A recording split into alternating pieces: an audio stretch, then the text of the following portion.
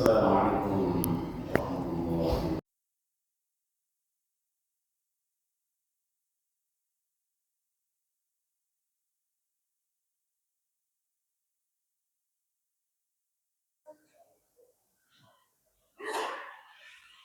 الله أكبر الله أكبر.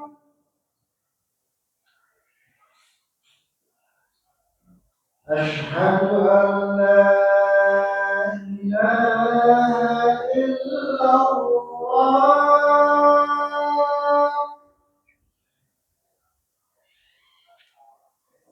أشهد أن لا إله إلا الله.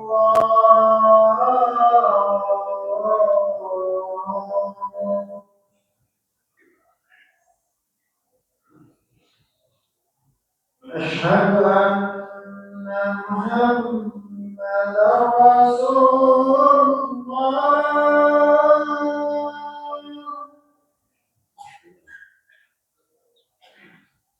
أشهد أن محمدا رسول الله.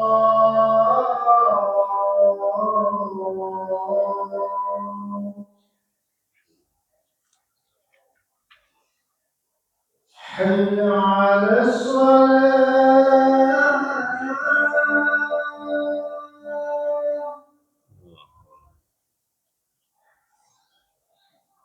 حي على الصلاة.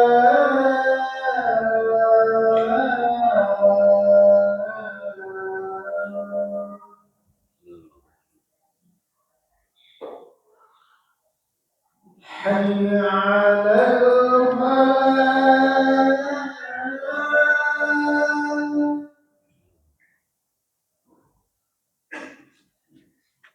حي على الفلاح.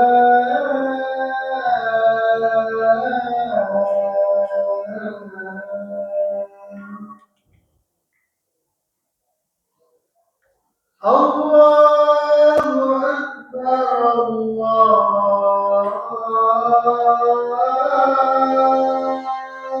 أكبر. لا إله إلا الله.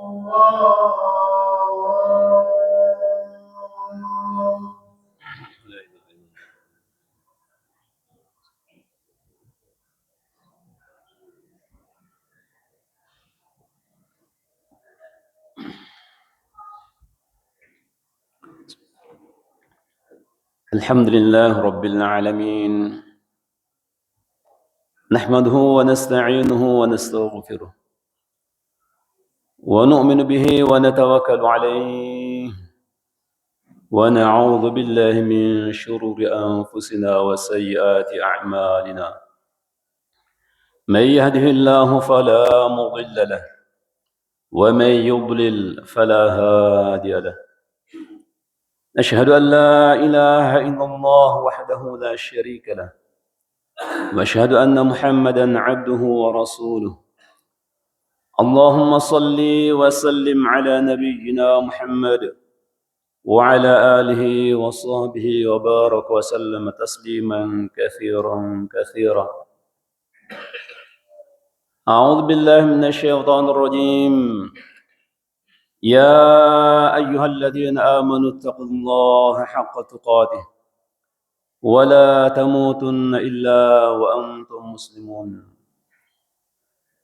يا أيها الناس اتقوا ربكم الذي خلقكم من نفس واحدة وخلق منها زوجها وبث منهما رجالا كثيرا ونساء، واتقوا الله الذي تساءلون به والأرحام إن الله كان عليكم رقيبا. يا أيها الذين آمنوا اتقوا الله وقولوا قولا سديدا يصلح لكم أعمالكم ويغفر لكم ذنوبكم، ومن يطع الله ورسوله فقد فاز فوزا عظيما. أما بعد، Alhamdulillah hadirin jemaah salat Jumat yang sama-sama mengharap mencari ridha Allah Subhanahu wa taala. Segala puji-pujian hanya milik Allah Subhanahu wa taala. Salawat dan salam semoga senantiasa tetap tercurah buat baginda Muhammad sallallahu alaihi wasallam beserta seluruh keluarga dan sahabat. Karena jerih payah perjuangan pengorbanan, tetesan keringat bahkan tetesan darah dari mereka lah sehingga agama Islam sampai di hati-hati kita. Jemaah Jumat yang dirahmati Allah Subhanahu wa taala, selaku khatib pada kesempatan yang penuh berkah ini, khatib ingin berwasiat pada diri khatib sendiri khususnya dan jemaah umumnya. Mari kita sama-sama senantiasa meningkatkan ketakwaan kita di hadapan Allah Subhanahu wa taala. Karena takwa adalah sebaik-baik bekal untuk menghadap Allah Subhanahu wa taala, dan takwa ini pula kita diperintahkan untuk berbekal dengannya. Wa tazawwadu fa inna khairaz zadi taqwa. Dan berbekalah kalian, dan sebaik-baik bekal adalah takwa. Hadirin Allah Subhanahu wa taala, segala puji bagi Allah Subhanahu wa taala. Dialah satu-satunya Rabb yang telah menciptakan 7 lapis langit, 7 lapis bumi, dan apa yang ada di antara keduanya. Dia menciptakan seluruh makhluk, dan Allah Subhanahu wa taala dalam menciptakan tidak pernah bersekutu dalam menciptakan sebuah makhluk. Apakah makhluk itu besar ataukah kecil? Allah Subhanahu wa taala tidak pernah membutuhkan bantuan daripada makhluk dalam menciptakan makhluk itu sendiri.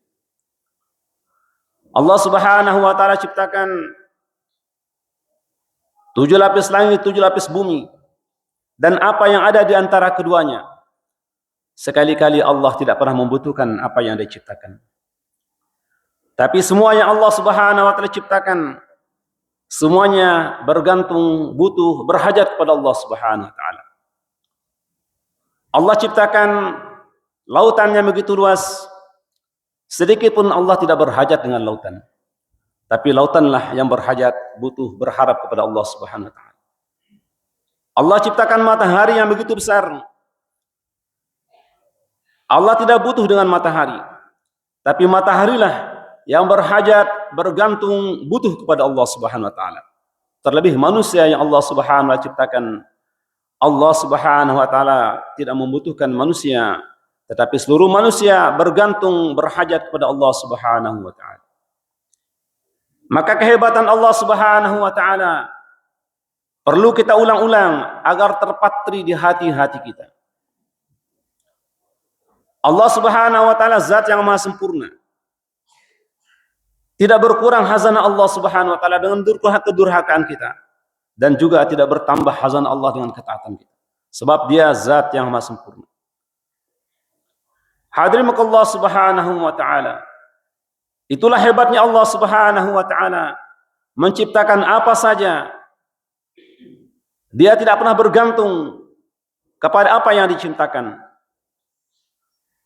Hadirin Allah Subhanahu wa taala, seluruh ciptaan-ciptaan Allah Subhanahu wa taala ini Allah ciptakan dengan maksud dan tujuan bagaimana agar manusia memanfaatkan ciptaan Allah Subhanahu wa taala. Sebab tidak ada satupun ciptaan Allah Subhanahu wa taala yang tidak bermanfaat bagi manusia. Cuma terkadang keterbatasan ilmu manusia sehingga dia tidak mengetahui apa manfaat daripada ciptaan Allah Subhanahu wa taala. Allah ciptakan matahari, matahari bermanfaat bagi manusia. Allah ciptakan bulan, bulan bermanfaat bagi manusia. Bahkan Allah ciptakan nyamuk, nyamuk pun bermanfaat bagi manusia. Dan lebih kecil daripada nyamuk, semuanya bermanfaat bagi manusia. Apa manfaat nyamuk? Gara-gara kita digigit oleh seekor nyamuk, kemudian kita tidak enak daripada tidur kita, maka orang-orang membuat daripada perusahaan obat-obat anti nyamuk. Maka berapa banyak orang yang diberikan harta oleh Allah Subhanahu wa taala asbab daripada dia membuat daripada obat-obat anti nyamuk. Sehingga obat anti nyamuk berkeliaran di sana begitu banyak. Mulai daripada manajer perusahaan sampai pedagang kaki lima, yang menjual daripada obat anti nyamuk, Allah hantar rezekinya, asbab daripada nyamuk. Bahkan hadirin sekalian, kita masih ingat kasus corona, makhluk yang begitu kecil, yang tidak nampak dengan mata kita. Berapa banyak orang menjadi milioner, menjadi orang kaya raya, asbab makhluk yang tidak nampak dengan mata kita. Apatah lagi makhluk yang lebih besar. Maka semuanya bermanfaat bagi manusia. Lalu untuk Allah, apa Allah Subhanahu wa ta'ala ciptakan manusia? Allah Subhanahu wa ta'ala ciptakan manusia adalah untuk kehidupan akhirat. Maka untuk kita dimudahkan menuju akhirat Allah Ta'ala ini, Allah mudahkan kita perkara dunia kita. Perkara yang Allah sudah jamin dalam diri kita. Wa ma min dabbatin fil ardi illa 'ala Allah rizqaha. Tidak ada satu makhluk melata bergerak di permukaan bumi ini melainkan rezekinya dalam jaminan Allah Subhanahu wa ta'ala. Maka sesuatu yang Allah Subhanahu wa ta'ala jamin, tidak perlu kita untuk kita risaukan. Hadirin Allah Subhanahu wa ta'ala. Perkara rezeki adalah ketentuan Allah Subhanahu wa ta'ala. Bahkan ulama katakan kaya miskin adalah takdir. Bukan karena hebatnya kita usaha. Kalau sekiranya karena kita hebat, kita pernah berusaha, maka tentu semua akan kita menjadi orang kaya. Tapi tidak melihat, kita bisa melihat kenyataan. Ada orang yang kerja 24 jam, dari pagi sampai malam, malam tembus pagi. Tapi kehidupannya biasa-biasa. Karena Allah tidak takdirkan dia dengan kerjaan dia menjadi orang kaya.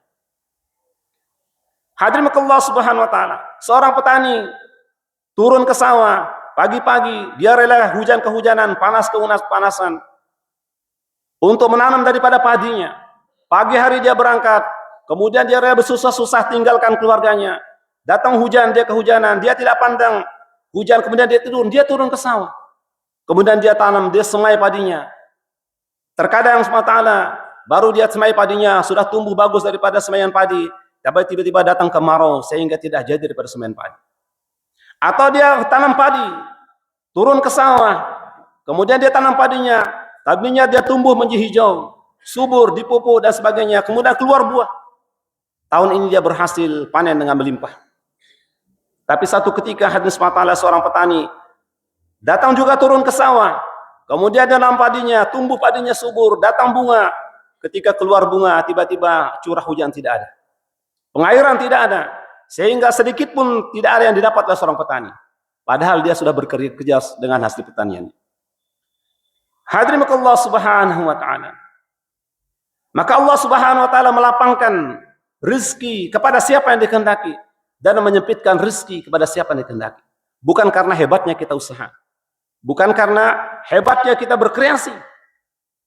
Ada orang yang tidak ada pendidikannya dalam perkara rezeki, dia lebih pintar dalam mencari rezeki. Maka hadirin Allah Subhanahu wa ta'ala, Allah Subhanahu wa ta'ala ciptakan kita manusia untuk kehidupan akhirat. Wa ma khalaqtul jinna wal insa illa liya'budun. Dan tidaklah kuciptakan jin dan manusia kecuali untuk beribadah kepada-Ku. Untuk bisa kita selamat ke akhiratnya Allah Subhanahu wa ta'ala. Maka Allah beri kita fasilitas di dunia ini untuk kita bisa beribadah dengan tenang, menyembah Allah Subhanahu wa ta'ala dengan tenang, dimudahkan perkara dunia kita. Sebab kita semua adalah penduduk akhirat yang sedang transit di dunia. Maka modal kita apa? Kembali kepada Allah Subhanahu wa ta'ala. Allah seru, bukan hanya kepada orang beriman, bahkan kepada manusia. Ya ayuhan nasu taqu rabbakum. Wahai manusia, bertakwalah kepada Allah, kepada Rabbmu. Bahkan secara spesial Allah beritahu kepada orang-orang beriman, ya ayyuhalladzina amanu taqullah. Wahai orang-orang beriman, bertakwalah kalian kepada Allah. Hadirin Allah SWT, iman dan takwa ini dua perkara yang mesti kita miliki. Persyaratan diterimanya satu amal mesti dilandasi karena iman. Sebagus apapun amal seseorang, kalau dia tidak ada iman, maka amal akan tertolak.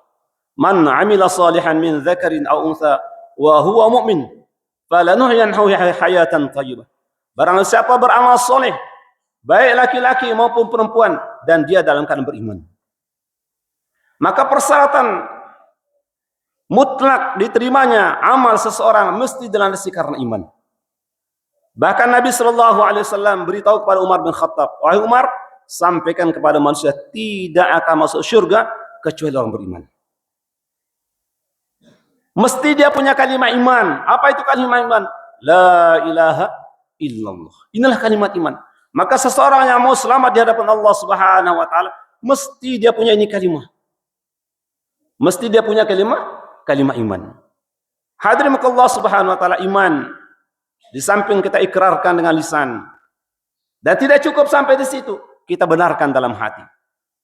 Kalau sudah kita ikrarkan dengan lisan kita, kemudian kita ikrarkan dengan, kita benarkan dalam hati kita, maka baru kita laksanakan dengan anggota badan kita. Maka 3 kriteria ini harus ada dalam itu. Begitu pula hadirin Allah SWT, orang beriman disuruh untuk bertakwa. Hadirin Allah SWT, ulama sampaikan, sekecil-kecil iman ini akan mampu mendorong seseorang untuk melaksanakan perintah-perintah Allah Subhanahu wa taala.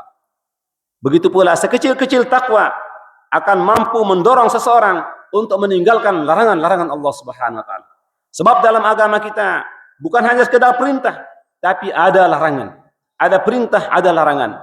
Maka Allah bagi tahu apa yang Rasul perintahkan kepadamu. Wa ma atakumur rasulu fakhudhuh. Apa yang Rasul perintahkan kepadamu, maka kerjakanlah. Wa ma atakum, dan apa yang Rasul larang kepadamu, maka tinggalkanlah. Maka kita dalam beragama ada perintah dan ada larangan. Maka hadirin Allah Subhanahu wa taala, Allah Subhanahu wa taala jadikan kita di dunia ini untuk diuji. Siapakah yang selamat sampai di hadapan Allah Subhanahu wa taala? Sebab tempat di akhirat Allah sediakan cuma 2. Allah sediakan surga yang penuh dengan kenikmatan, ataukah neraka yang penuh dengan penderitaan. Maka hadirin Allah SWT, modal kita untuk bisa kembali ke kampung halaman kita sesungguhnya adalah iman dan takwa yang hanya kita buat dalam kehidupan kita di dunia. Sebab di kubur tidak ada lagi kesempatan kita untuk buat amal. Hanya dalam kehidupan di dunia ini kita buat amal. Olehnya itu hadirin Allah Subhanahu wa taala, melalui awal tahun daripada awal miladiah ini, sekalipun kita ada bulan Muharram yang kita untuk muhasabah, mengintrospeksi daripada setiap amal kita, pun juga ada tahun miladiah 2026 miladiah, kita juga untuk muhasabah setiap amal-amal kita. Apakah setiap amal kita ini akan mendatangkan ridha Allah Subhanahu wa taala, ataukah amal kita justru sebaliknya akan mendatangkan murka Allah Subhanahu wa taala? Maka setiap amal-amal kita ini kita muhasabah, introspeksi agar bagaimana mendatangkan keridhaan Allah Subhanahu wa taala dalam setiap amal-amal kita. Begitu pula hadirin Allah Subhanahu wa taala, terhadap larangan-larangan Allah Subhanahu wa taala kita maksimalkan untuk kita jaga. Sebab syaitan la'natul alaih berusaha membujuk rayu manusia dengan iming-iming agar manusia terjerumus dalam kemaksiatan, agar kita masuk ke dalam nerakanya Allah Subhanahu wa taala. Karena hakikat orang yang beruntung adalah seseorang yang diselamatkan dari neraka dan dimasukkan ke dalam syurga. Faman zuhziha 'anil nar wa udkhilal jannata faqad faz. Barang siapa diselamatkan dari neraka dan dimasukkan ke dalam syurga, maka sesungguhnya dialah orang-orang yang beruntung. Barakallahu li fil Qur'anil Karim wa nafa'ani wa iyyakum minal ayati wa dzikril hakim. Wa taqabbal minna wa minkum tilawatahu innahu huwal ghafurur rahim.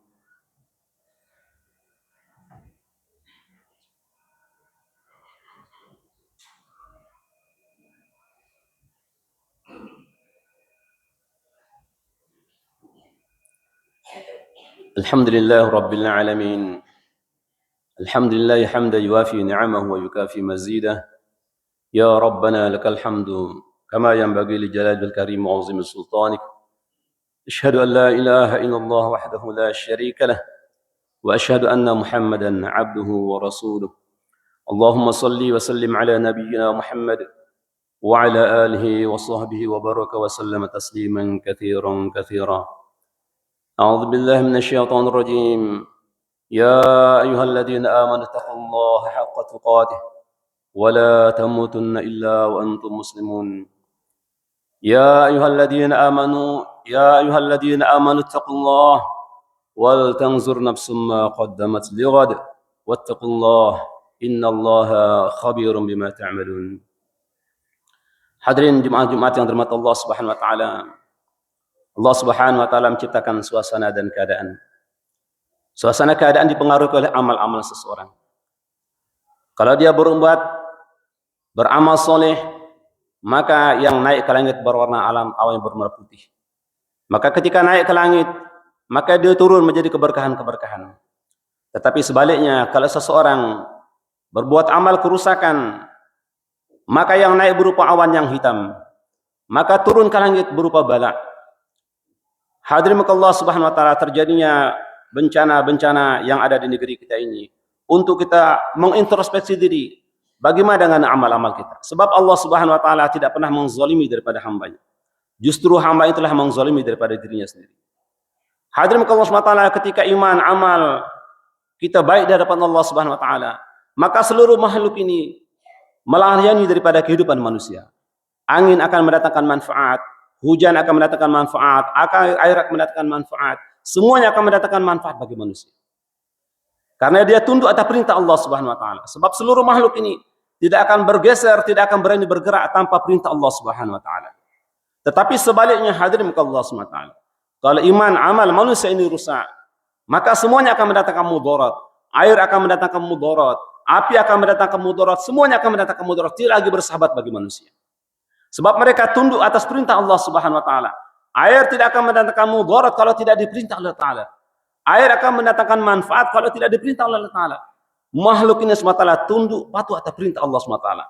Sebagaimana kita yakini, sehelai daun tidak akan berani dijatuh daripada tangkainya kalau bukan diperintah oleh Allah taala, apatah lagi yang besar. Air yang hari ini merusak itu karena diperintah oleh Allah taala. Karena iman manusia jauh daripada perintah-perintah Allah Subhanahu wa taala, sehingga makhluk yang tadinya hendak mendatangkan manfaat justru datang mendatangkan mudarat bagi manusia. Maka hadirin Allah Subhanahu wa taala, setiap daripada diri-diri kita ini, mari kita senantiasa muhasabah lewat awal tahun baru daripada miladiah 2026 ini. Mari kita senantiasa muhasabah, memperbaiki lagi daripada amal-amal kita. Agar amal-amal kita ini senantiasa mendatangkan keridhaan Allah Subhanahu wa taala. Naudzubillah, jangan sampai amal kita mendatangkan kemurkaan Allah Subhanahu wa taala yang menyebabkan kita rugi di dunia, rugi di akhirat. Hadirin Allah Subhanahu wa taala, sebab kita semua yakin, semua kita yang hadir ini tinggal menunggu namanya kematian. Kematian sesuatu yang pasti, yang sedikit pun kita tidak boleh ragu di dalamnya. Karena kematian tidak mengenal usia, tidak mengenal daripada tua muda, tidak mengenal sakit. Tidak sedikit di antara kita, mungkin kakeknya, neneknya masih hidup, tapi cucu sudah meninggal. Atau bapaknya, ibunya masih hidup, tapi anak sudah meninggal. Hadirin Allah SWT, orang tahu tanggal lahirnya, tapi dia tidak tahu tanggal mati. Urutan kelahiran, dari kakek menjadi bapak, kemudian kakak ke adik. Tapi urutan kematian tidak mesti kakek dulu. Tidak mesti orang tua dulu. Hadirin Allah SWT, ada orang tidak ada tanda-tanda sakit dalam kehidupannya. Tapi ketika ajal datang menjemputnya, maka terkadang kita heran dengar, oh baru kita dengar dia berjalan, saya jalan sama dia, kok tiba-tiba. Membuat kita kadang-kadang heran, kenapa hadirin Allah tidak ada tanda-tanda kematian datang kepada diri seseorang. Tapi kalau ajal datang, maka apapun keadaan-keadaan datang dirinya ini, maka Allah Subhanahu akan cabut daripada nyawanya. Maka sebelum kematian datang kepada setiap diri-diri kita, mari hanya di dunia inilah kita mempersiapkan bekal-bekal kita, terbaik kita persembahkan kepada Allah Subhanahu wa taala, iman amal kita, terutama amal yang paling mudah untuk kita jaga hari ini. Sama-sama kita berwasiat bagaimana kita menjaga daripada salat kita. Sebab salat hadis wa taala inilah amal yang pertama Allah Subhanahu wa taala berperiksa. Sehingga baik amal kita, baik salat kita, baik amal yang lain, buruk salat kita, buruk amal yang lain. Maka agar salat kita menjadi kualitas baik di hadapan Allah Subhanahu wa taala, bukan baik menurut kita, tapi baik menurut Allah dan Rasulnya, maka kita berusaha menjaga salat kita, tentu di tempat azan dikumandangkan, yaitu di masjid, kemudian di awal waktu, kemudian dengan cara berjemaah. Kalau tiga tertib ini kita mampu lakukan, menjaga salat kita di masjid, kemudian di awal waktu, dengan cara berjemaah, maka salat itu yang kita perhadapkan dengan terbaik di hadapan Allah Subhanahu wa taala. A'udzu billahi minasyaitonir rajim. Innallaha wa malaikatahu yusholluna 'alan nabi. Ya ayyuhalladzina amanu shallu 'alaihi wa sallimu taslima.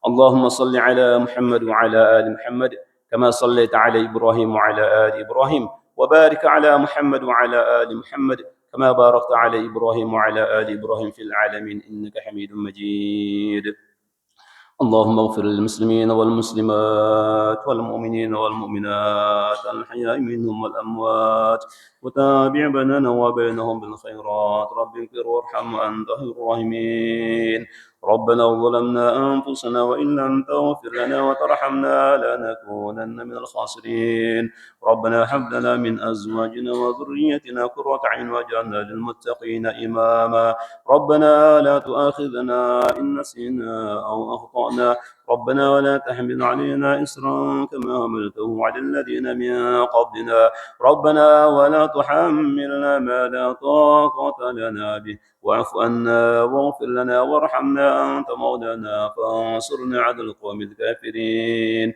ربنا آتنا في الدنيا حسنة وفي الآخرة حسنة وقنا عذاب النار وصلى الله على سيدنا محمد وعلى آله وصحبه وبارك وسلم سبحان ربك رب العزة عما يصفون وسلام على المرسلين والحمد لله رب العالمين عباد الله إن الله يأمركم بالعدل والإحسان وإيتاء ذي القربى وينهى عن الفحشاء والمنكر ولذكر الله أكبر والله يعلم ما تصنعون أقيموا الصلاة